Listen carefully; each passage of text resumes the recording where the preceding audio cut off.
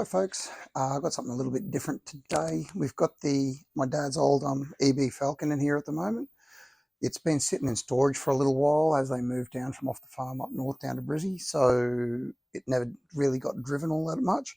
And there was a fair few poly bushes underneath that had perished and broken down with age and just general wear and tear.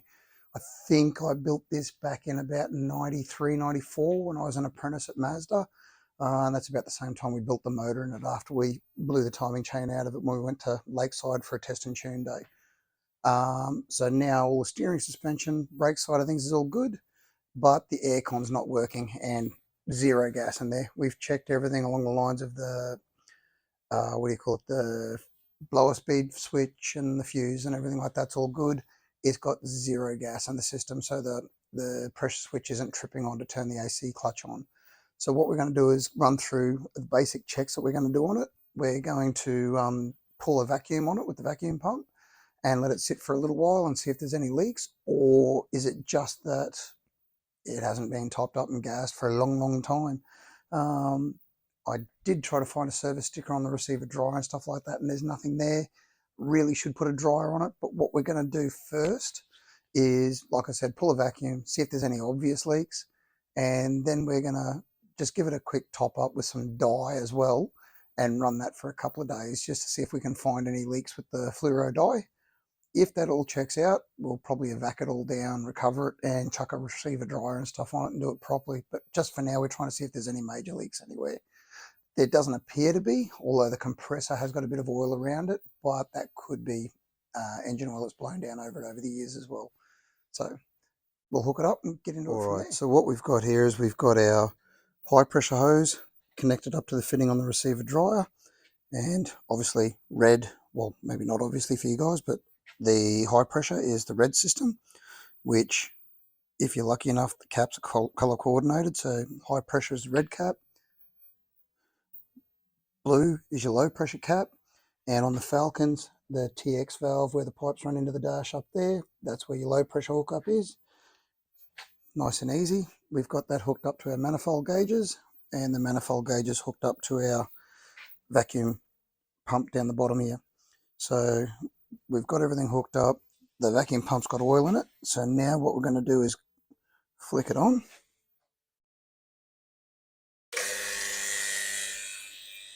And slowly open these up, and it should start to pull down the vacuum.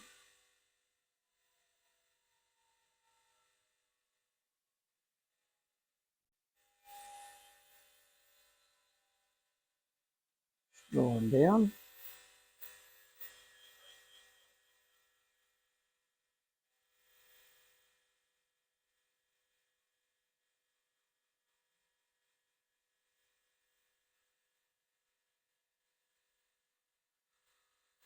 Alright, so that's just sitting there on, if I can get there and see it, it's about 22 inches of mercury there. So we'll let it sit and draw down for say half an hour or so, and then we'll shut the compressor off, or sorry, the vac pump off with the taps on the manifolds turned off, and then see whether that needle moves at all. What we're going to aim for is, hopefully if there's no leaks, that needle stays put where it is when it's drawing the vacuum down, and that means then technically there should be no leaks anywhere in the system. So now we just got to be patient, grab a drink and sit back and let the vac pump do its thing. The little vac pump has been running away for about 10-15 minutes now. Actually a bit longer now, it's closer to 20 minutes. But as you can see, low pressure side's pulled down to 30 inches of mercury, so she's under a good vacuum. We did let it run for about 5-10 minutes and it pulled down, and then we shut it all off and locked all the gauges off just to see what happened, and they actually stayed there for a good 5 minutes or so, and it didn't actually leak up off 30 inches of mercury. So seems like it's going okay. So what we did then was we drew in a little bit of compressor oil. It's got the dye in through the low side into the system. So now it's got the dye in there, and we hook the little vac pump back up again and let it run away. We'll let that run for probably another 10-15 minutes, so it's had a half-hour run time all up. whole idea behind that is if we can draw the system into a vacuum, and a good vacuum, and hold it for a while, what it'll do is actually boil the moisture in the system off. So water and moisture will boil once it's under a vacuum, and that's basically how we get the moisture out of the system. So once we've got that, then we'll put a bit of a charge in it, and hopefully there's nothing leaks out of anywhere, and we can then run over the system with a pair of the tinted yellow light glasses. That'll actually make it a lot easier to see, and just a regular old black light. And if there is any leaks, or if I've spilt anything, it should show up pretty easily. So we'll go from there. Time to grab another beer and wait. Thanks. Okay, so this has been running for about half an hour, a little bit over now. So we're going to get in and turn the taps off, and then shut the compressor or the vacuum pump down. And what I want you to do is keep an eye on the low pressure gauge, the blue one. That one should stay, all going well, where it's pointing right at the moment. So it's in 30 inches of mercury in vacuum. So our goal is for that to stay where it is and not flick, and not start to drop.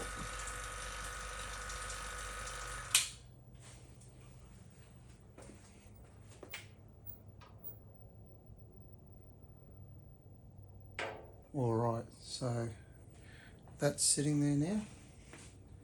We'll let it sit there for about 5 minutes or so, and just keep an eye on it and make sure it doesn't go anywhere, and then we'll go from there. Hopefully it doesn't move on us. Okay, if we have a look up there, that's been sitting for about 10 minutes now, and it's still sitting at neg 30 inches of mercury, so it's all good. What we're going to do now is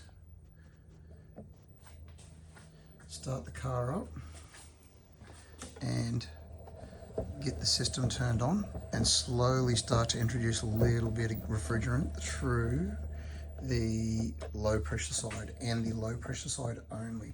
You never ever want to charge the system through the high pressure side or introduce anything through there. You can cause some pretty serious damage, cause things to lock up, or in the case of some of the aftermarket systems where you can actually charge them with a can, aerosol can type setup that you see people using, you can blow the can up. So you definitely do not want to charge through the high system, always through the low system. High pressure is only there so we can get some head pressures and stuff off the gauges as we go on. So we'll start this up.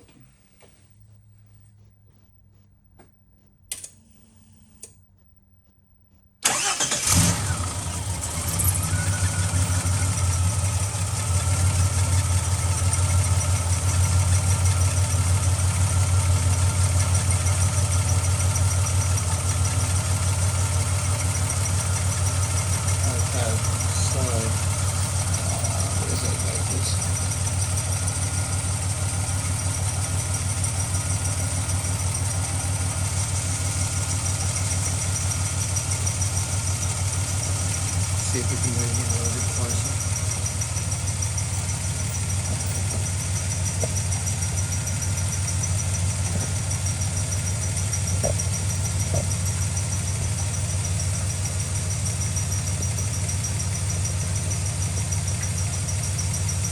So what we're going to do is keep an eye on that low pressure side, and we're slowly going to open up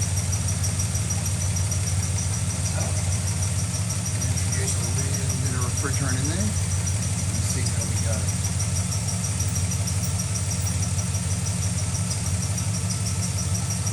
Hopefully we should hear the clutch on the compressor kick in. I just want to open it slowly, don't want to let too much in all at once.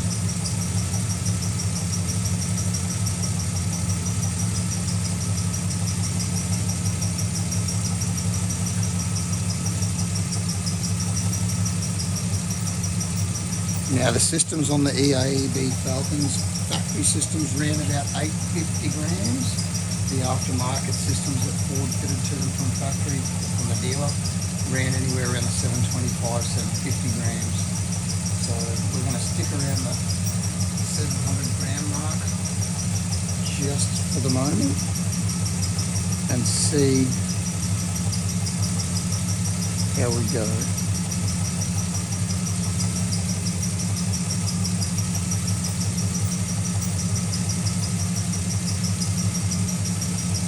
It should get ready to start cutting in soon. There we go. Compressor's just kicked in.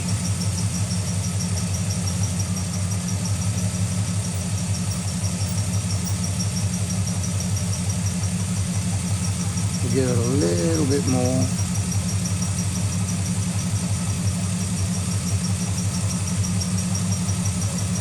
And just stop it for now, and then we'll get you down here and let's have a look at the sight glass on the receiver side.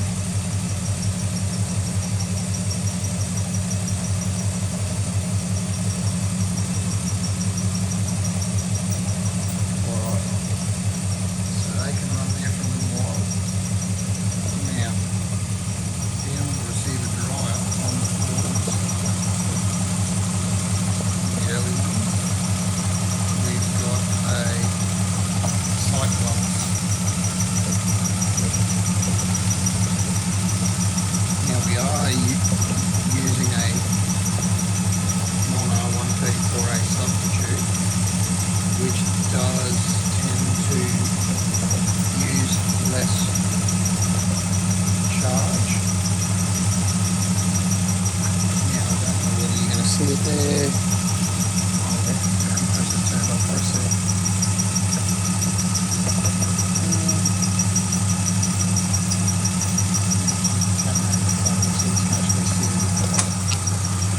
Compressor's just kicked back in. Now we can see there's still a fair bit of bubbles coming through the system, but in saying that, the compressor does now cycle in and out, albeit a little bit low on charge, but it is now cycling. So there you go, you can see the data coming through there with it as well. That's coming through okay. That compressor's just turned off again.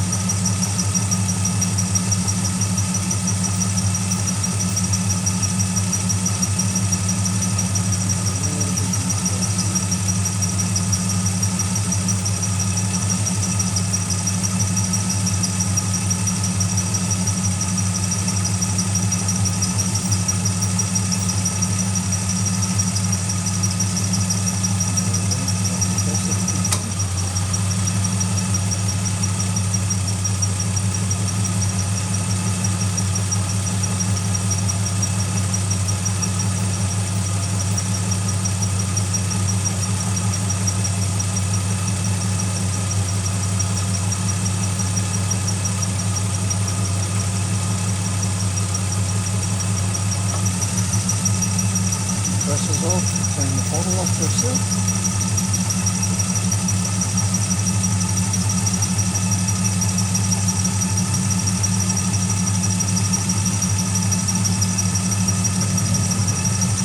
So when it's running, we do want a few little bubbles tracing through there, just not a full bit of foam like it has been going through.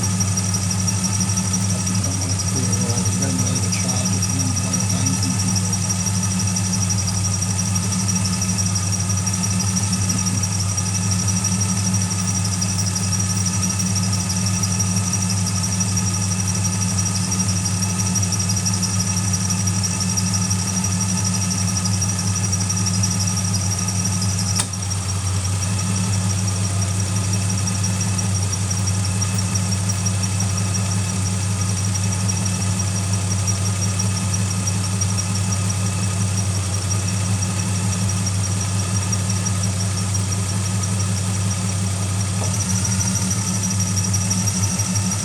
So you see when the compressor comes off, it just gets a little bit of a flop of bubbles there, and then when it kicks back in, it'll draw the bubbles through, and there should just be a couple of little streams of bubbles.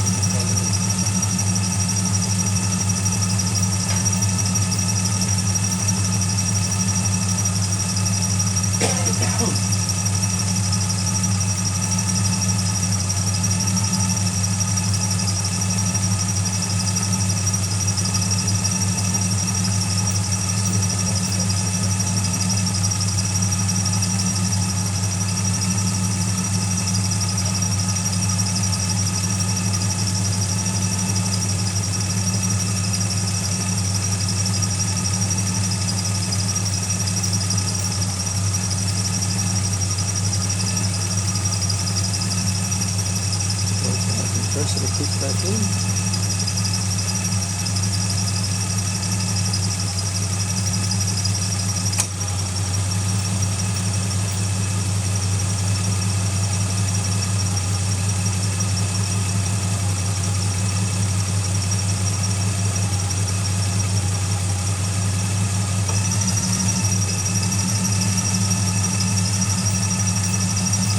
Probably still a little bit more bubbles than I would actually like.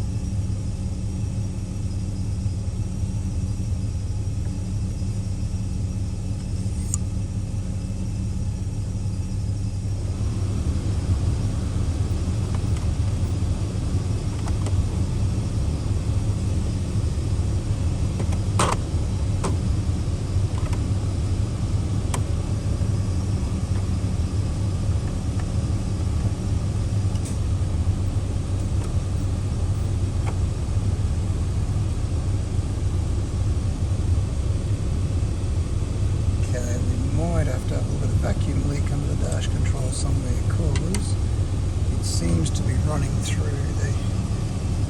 the screen, windscreen, and we can't seem to switch it over the controls on the dash. So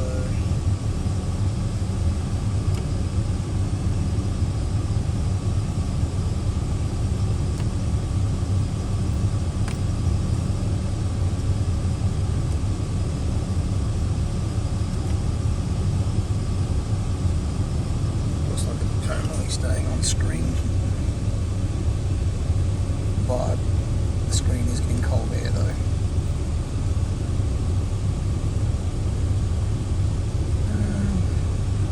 Might have a look under the bonnet and see if I pump that vacuum control line off. So the system's all gassed up and it works now, so just over the next couple of days we'll keep running it and see how it goes.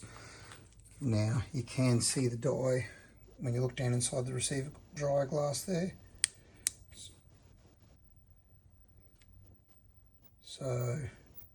So far, touch wood, we've had it running for a while and none of the high pressure or low pressure lines or fittings are coming up with any massive leaks or anything like that.